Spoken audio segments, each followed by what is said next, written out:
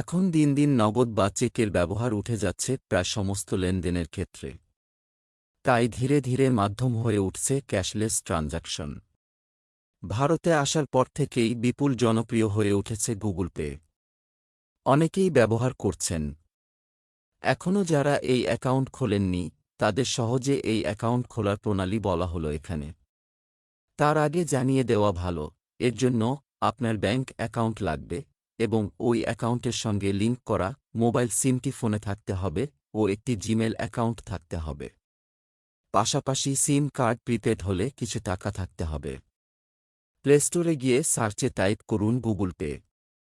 এরপর অ্যাপটি ডাউনলোড ও ইনস্টল করুন। এবার অ্যাপ খুলে ভাষা ঠিক করে নিন। এরপর আপনার ব্যাংক অ্যাকাউন্টের সঙ্গে লিঙ্ক করা মোবাইল নম্বরটি ওখানে দিন। এরপর ওকে ক্লিক করে সব অ্যালাউ করুন। এরপর আপনি আপনার জিমেল অ্যাকাউন্ট ওখানে দিন। এরপর কন্টিনিউতে ক্লিক করুন। এরপর আপনার মোবাইলে যে ওটিপি নম্বর আসবে সেটা ওখানে দিন। এরপর ওকেতে ক্লিক করুন। এরপর পরবর্তীকালে ব্যবহারিক নিরাপত্তার জন্য আপনাকে বাছতে হবে স্ক্রিন লক ব্যবহার করতে চান না গুগল পিন ব্যবহার করতে চান। আপনি গুগল পিন ব্যবহার করতে চাইলে 4 সংখ্যার যে কোনো একটা পিন নম্বর তৈরি করুন।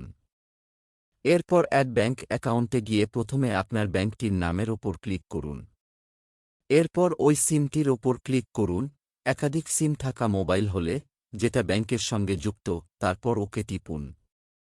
এরপর আপনার কাছে ইউপিআই পিন চাওয়া হবে।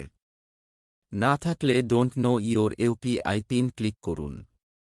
এবার আপনার ডেবিট বা এটিএম কার্ডের শেষ 6টি নম্বর এন্ট্রি করুন। এর ফলে আপনার পিন এসে যাবে। তারপর এন্টার ইউপিআই পিন ক্লিক করে সদ্য পাওয়া পিনটি লিখুন। এবার রাইট চিহ্নে ক্লিক করুন। এবার আপনার অ্যাকাউন্ট অ্যাড হয়ে গেছে। এরপর আপনি যে কোনো কাউকে $1 ট্রান্সফার করে চালু করে নিন আপনার গুগল পে অ্যাকাউন্ট।